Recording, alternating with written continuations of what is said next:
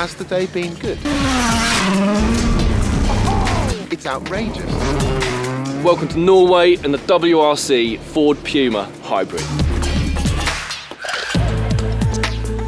So Chris Harris is coming down. He's going to get to grips with this. He was the first person in the world to drive it outside of Ford, which is pretty amazing. So we're going to see how he gets on. Should be quite a good day.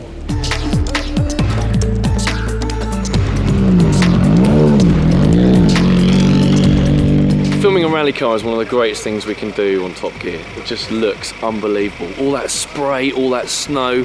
But it's actually quite technically challenging because it kicks up so much stuff, it destroys the lenses so you can't see it. So the goal for me, for the drone team, is to effectively replace the tracking car that follows the rally car and get in on the action as much as possible.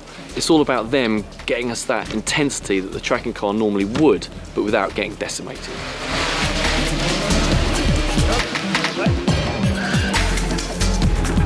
Yeah, the drone thing really has gone berserk. I can remember 10 years ago, actually, almost exactly, we bought a Parrot drone and I strapped a GoPro 2 to the bottom of it and it wouldn't quite carry the weight, so it hit the side of my house and destroyed both.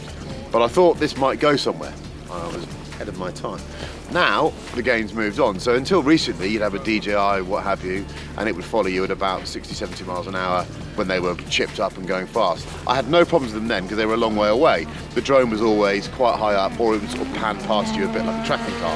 Now, we've got these POV drones, and they sound angry. That's the thing, you can hear them. You can't hear them from the rally car, but in a normal car, you do hear them.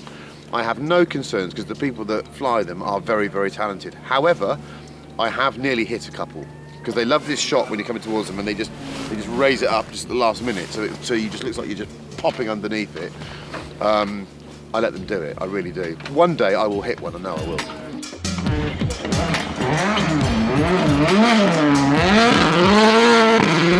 Just out there doing his review now. He's full send mode. It's totally amazing. This thing will do 0 to 60 in about 3 seconds on pretty much any surface. Get you right in there. As low and as close as you can be. There she goes. Hey, so I'm Manga FPV and I'm a professional FPV drone pilot. So FPV stands for first person view. So it's a drone that you fly with these goggles looking at what the drone is. You are the drone, basically. So you feel like you're flying. FPV drones can get up to speeds such as like 200 kilometers an hour. Depends the gear you're actually using. The bigger ones will go maybe a bit slower, but you can easily reach like 140, 150 kilometers per hour.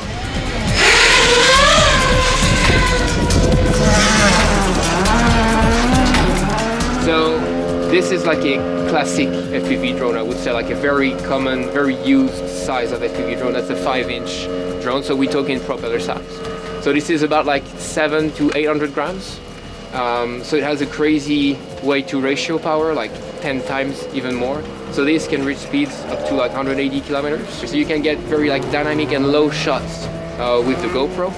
That's super easy to maneuver, really quick, easy to brake, easy to accelerate. So this is like our like go-to FPV drone for GoPro use, you know what I mean? And then we have the bigger kind that we use to get the quality with a cinema camera like this one. So the big difference with this one, as you can see, is we have like bigger propellers. We have 8 motors, but we have a lot of weight. This is about 4 kilos. So basically the physics around this is the same as the small one. So you can take the same kind of shots, but you are heavier. So of course the handling is a bit different. But otherwise you can get kind of the same super dynamic shots as a small one, but with a cinema camera on it.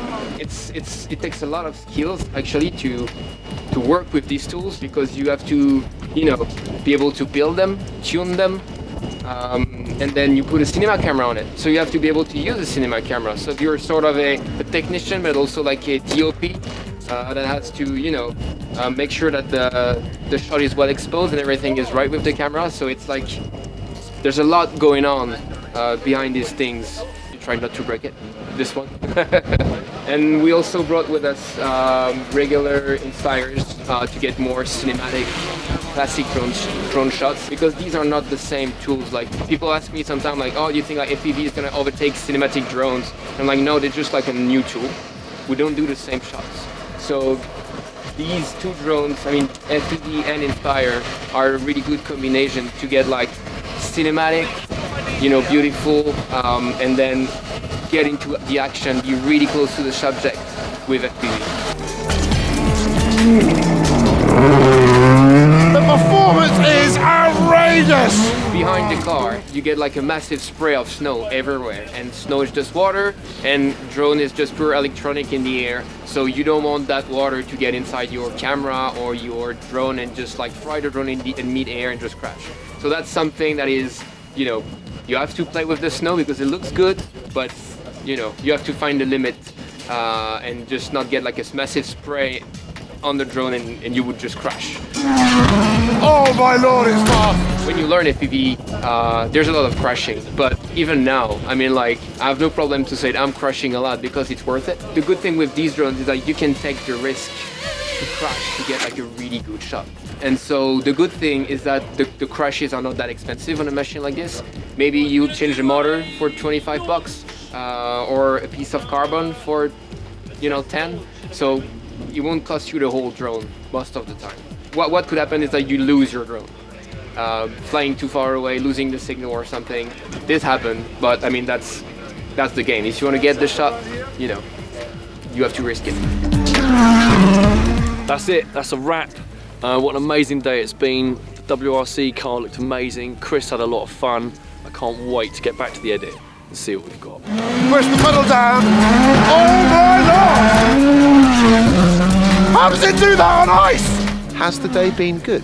I've just been the first person outside the factory to drive the new WRC Ford. It's outrageous. This is what my life's made for. If you don't like doing this, go home.